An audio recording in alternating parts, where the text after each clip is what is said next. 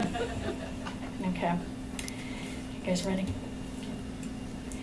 Ever since I can remember, my mom's been warning me about being sold into the sex slave market. It was just everyday conversation at our breakfast table. Mom's version of a pep talk. Bad men will pay top dollar for two cute blonde girls, Mom would say. Now, do you want your eggs scrambled or dippy?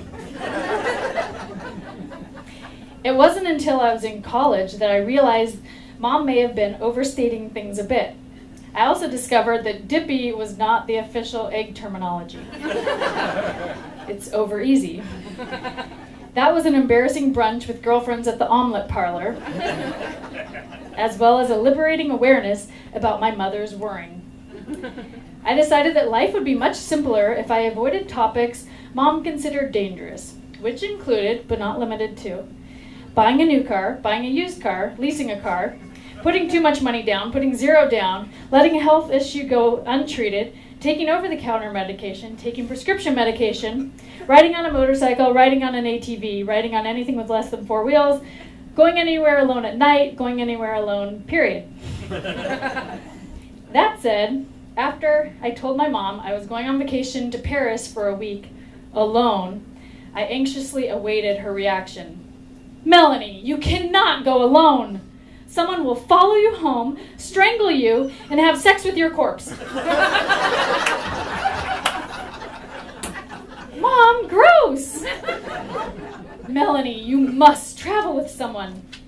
Well, I'm not, so you're just going to have to get used to the idea.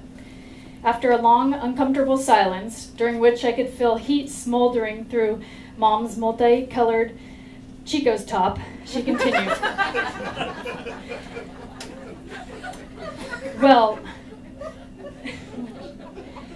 do you even have a money belt? No, I'm planning to bring my brown leather saddlebag. Melanie, a bag can be cut off by professional thieves. Okay, Mom, I got it. But she carried on anyway. I tuned out, and when I keyed back in 20 minutes later, she had shifted the topic of her travel safety lecture from pickpockets and muggers back to kidnappers and murderers. Now, this might sound a little paranoid, she prefaced unnecessarily. But when you email us at night about your safety, wait, when did I agree to do this? Could you always include a code word that we both know ahead of time, just so I know that it is you that is emailing me and not a kidnapper? True. Gosh, you know, you get kidnapped once and it's like your parents never forget it. Ever since my brief ATM abduction in 2007, the phrase, "Don't worry, Mom," hasn't meant much. The tables had turned. I no longer felt entitled to disobey Mommy. Instead, at 32, I was actually considering listening to my mother for the first time in my life. Could she be right? Boy, was she spot on about going to ATMs at night.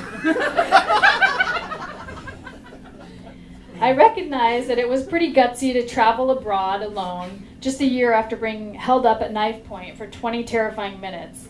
But I was only going to Paris, France, not Fallujah.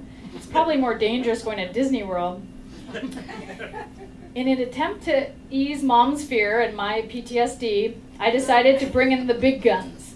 I emailed the district attorney who had worked on my case. Deputy Chris Brown and I had become friends during the trial.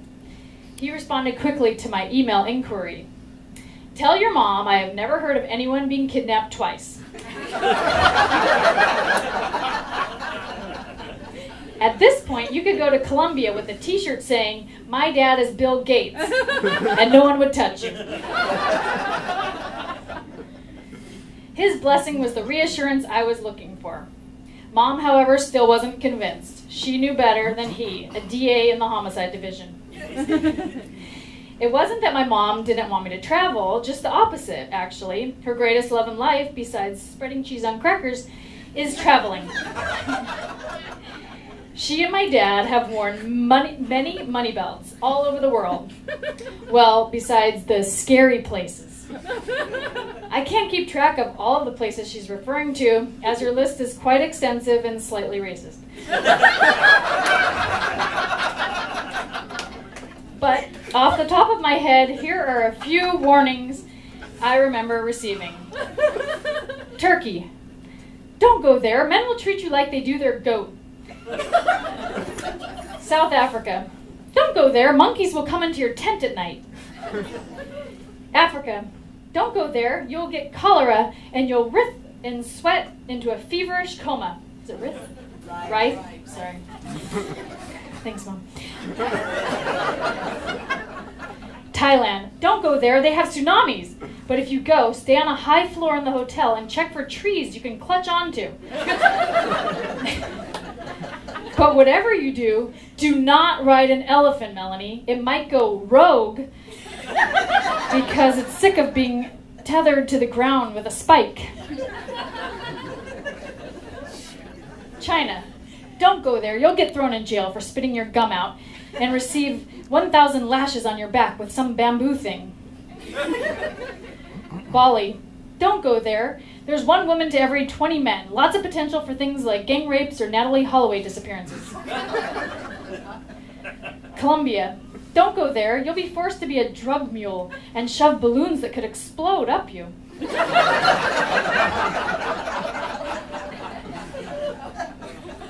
Laos.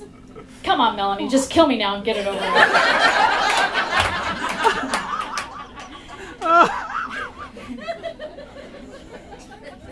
I read this to my story before the first time I did it to my mother, and she said, "What? What's so funny? This is really good advice."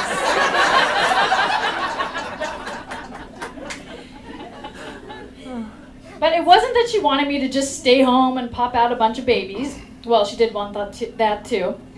It was just that she wanted me to travel to unscary places and be escorted by a big, strong man. I did have a brawny boyfriend, now my husband, but it was important, though, that I go to Paris alone. Many months of therapy had gotten me to a good place with my trauma from the kidnapping, and this trip was to be the cornerstone in regaining my lost confidence. My boyfriend and my therapist were behind my solo trip 100%. Mom was against it 110%. My mom never did give up on her anti-solo trip crusade. It's just not her style. I received terrifying emails about travel stories gone horribly wrong up until the day I left. I tried just deleting the emails immediately before they could infect my inbox and my PTSD head, but the subject lines alone got me gnawing my nails. I finally had no other choice but to set a Gmail filter on my own mother. All emails from Melanie's mom, skip inbox, send to the folder titled Scary Emails from Mom.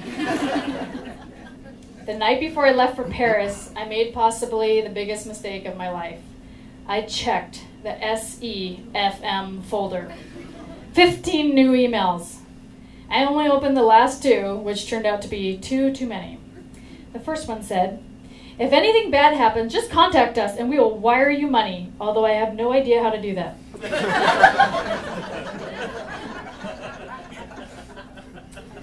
The second one said, "One more thing. Be careful of little kids who might act cute just so that their scary pimp can jump you."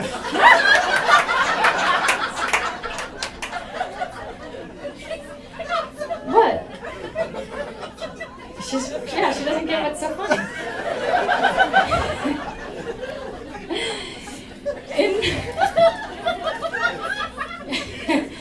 En route to Paris, I was completely paranoid and started acting like a lunatic. First, I assumed a false identity. When the gentleman sitting next to me on the plane tried to make small talk, I launched into this dramatic story about meeting up with my husband in Paris, who, of course, had just finished a tour of duty in Iraq. Who would mess with a military wife? Next, I bitched out a 10-year-old. When a rambunctious little boy at Charles de Gaulle Airport accidentally bumped into me, I used a harsh tone and told him that if he didn't respect my personal space, I'd call policia. Tears welled up in the little boy's eyes, and he mumbled something in French to his pimp. Or I guess it could have been his mom, but I wasn't taking any chances. I continued to maneuver through Paris at this level of suspicion for the first 48 hours. Then one person after another reminded me that I was in a city nicknamed Gay Paris, so named to convey the copious amounts of fun this marvelous city of lights had to offer. And never had I been more uptight. Just as I started to let my guard down a little and relax, my almighty American hair straightener exploded. I had an adapter. Actually, I had 3. Panicked, I considered running out and finding a French hair straightening iron. But in a moment of clarity, I remembered the real purpose of my trip. So I laid my heat-resistant pad over my straightener, thanked it for its service, and finally surrendered. I threw caution to the wind, I let my naturally curly locks loose, and I abandoned myself to the limitless joy to be had in that magical city. When I got back to my hotel room that evening, I had a new email, this time from my dad. Your mother is very worried. Have a super time, but stay off the news. I did both.